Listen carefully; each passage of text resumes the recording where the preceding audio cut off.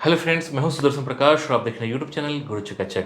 दोस्तों, आपने एमबीए कर लिया, एक्सपीरियंस भी मिल गया, कॉर्पोरेट लाइफ में अच्छा चल रहा है, लेकिन अब सवाल उठता है क्या अगला स्टेप डॉक्टरेट होना चाहिए, खासकर डीबीए यानी डॉक्टरेट ऑफ बिजनेस एडमिनिस्ट्रेशन।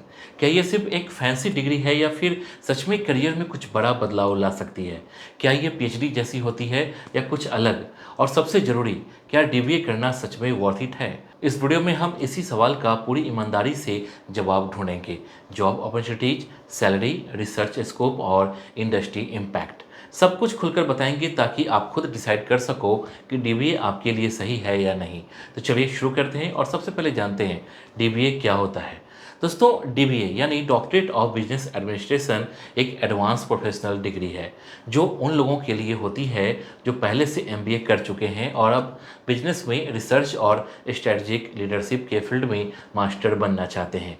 ये डिग्री उन प्रॉब्लम पर फोकस करती है जो रियल बिजनेस वर्ल्ड में होती है, यानी इनका मकसद होता है प्रैक्टिकल नॉलेज से सॉल्यूशन निकालना।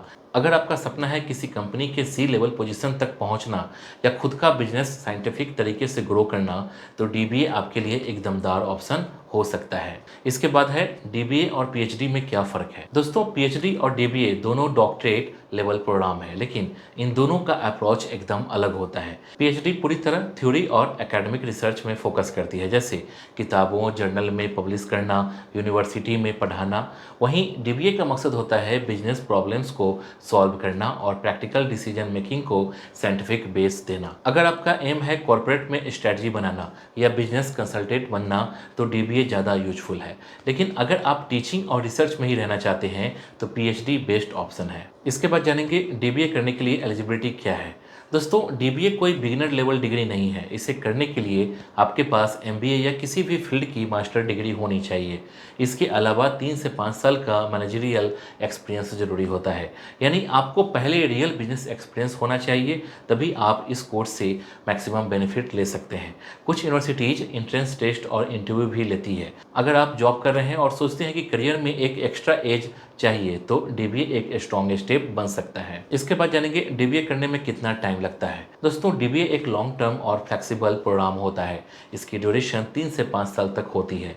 कई यूनिवर्सिटीज इसे ऑनलाइन या पार्ट टाइम मोड में भी ऑफर करती है ताकि वर्किंग प्रोफेशनल्स आसानी से इस कोर्स को कंप्लीट कर सकें। इसमें पहले कोर्स वर्क होता है, फिर रिसर्च प्रपोजल, डेटा एनालिसिस और अंत में एक डिसर्टेशन यानी थीसिस सबमिट करनी होती है। इस पूरी प्रोसेस में काफ़ी डेडिकेशन और पेशेंस चाहिए। अगर आप टाइम इन्वेस्ट करने के लिए रेडी हो तभी इस प्रोग्राम में एंट्री लेना सही रहेगा। अब सोचिए, मार्केट में सैकड़ों ऑनलाइन यूनिवर्सिटीज़ हैं। कुछ यूजीसी से अप्रूव्ड होता है, कुछ नहीं, और कुछ तो ऐसी होती है जो बस दिखाने के लिए अच्छी लगती है, लेकिन बाद में उनकी डिग्री की कोई वैल्यू ही नहीं निकलती।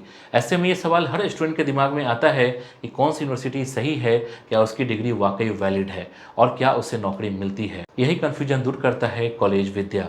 ये एक ऐसा फ्री प्लेटफॉर्म है जहां सिर्फ यूजीसी अप्रूव्ड ऑनलाइन यूनिवर्सिटी ही दिखती है।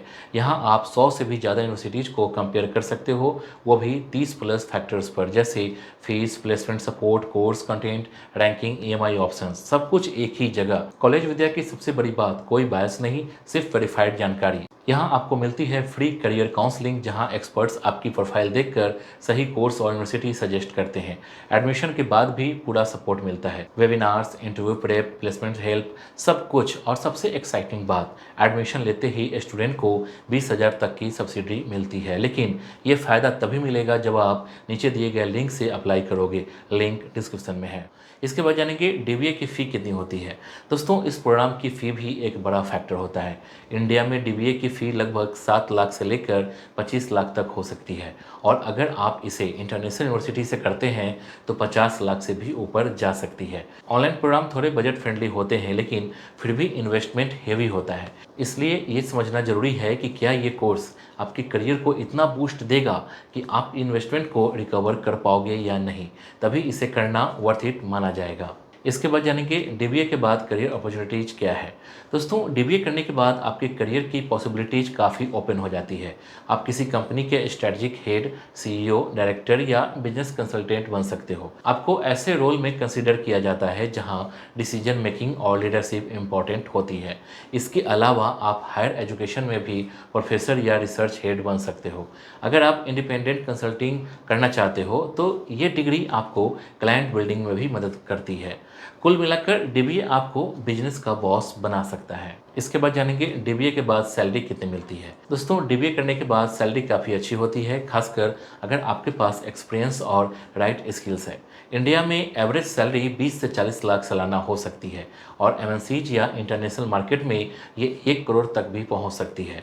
अगर आप कंसल्टेंट बनते हैं तो आपकी कमाई पूरी तरह प्रोजेक्ट और क्लाइंट पर डिपेंड करती है। मतलब आपकी अर्निंग की कोई लिमिट नहीं होती, बस आपकी नॉलेज और मार्केट पोजीशनिंग स्ट्रांग होनी चाहिए। इसके बाद जानेंगे क्या डीबीए ऑनलाइन किया जा सकता है। हाँ, अब कई टॉप यूनिवर्सिटीज ऑनलाइन या हाइब्रिड मोड में डीबीए ऑफर कर रहे हैं। ये वर्किंग प्रोफेशनल्स के लिए बहुत कन्वीनियंट ऑप्शन होता है, लेकिन ध्यान रहे यूनिवर्सिटी यूजीसी डीबी या इंटरनेशनल एक्रीडिटेशन जैसे एएसीएसबी, EQUIS, AMBA से अप्रूव्ड होनी चाहिए। ऑनलाइन होने का मतलब ये नहीं है कि डिग्री की वैल्यू कम हो जाएगी। अगर यूनिवर्सिटी की रेपुटेशन अच्छी है और आप अपनी रिसर्च स्ट्रांग रखते हैं तो ऑनलाइन डीबीए भी एक सॉलिड ऑप्शन हो सकती है। इसके बाद जानेंगे इंडिया में डीबीए की डिमांड कितनी है। दोस्तों, इंडिया में डीबीए अभी उतना कॉमन नहीं है, लेकिन इसकी डिमांड लगातार बढ़ रही है।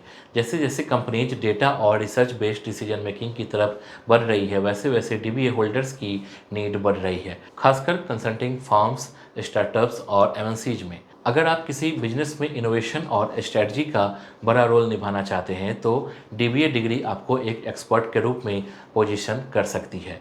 आने वाले 5 सालों में इसकी डिमांड और ज़्यादा बढ़ने वाली है। इसके बाद जानेंगे डीबीए वर्सेज एमबीए, क्या है मेन डिफरेंस। दोस्तों, एमबीए एक एंट्री लेवल प्रोफेशनल डिग्री है जो आपको बिजनेस बेसिक्स और मैनेजरियल स्किल सिखाती है। वहीं डीबीए एक एडवांस डॉक्टरेट प्रोग्राम है जो आपको रिसर्च और स्ट्रेटजिक लीडर बनाता है। एमबीए के बाद आप मैनेजर बन सकते हैं, लेकिन डीबीए के बाद आप एडवाइजर, कंसल्टेंट या सीईओ लेवल की पोजीशन तक पहुंच सकते हैं।